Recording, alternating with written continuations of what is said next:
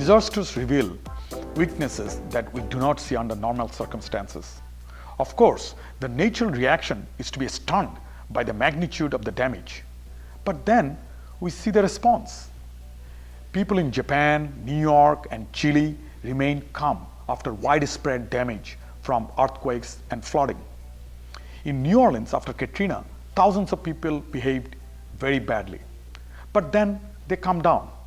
Everyone eventually came together, drew on resources, and used their power to overcome problems. Haiti stands out as an exception. More than 3 years after a huge earthquake, only half of the rubble has been cleared. About 250,000 people still live in a temporary camps set up by care agencies. And the economy of the entire country is still dependent upon outside assistance. Some fear that it could take a generation or more before Haiti makes full recovery.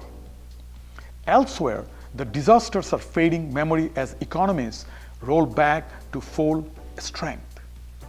We can say all we want about the process of delivering aid and recovery, but I believe that people overcome their problems when they possess a common awareness for quality.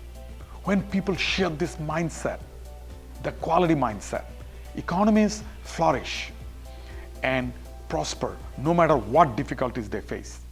This is an undeniable fact.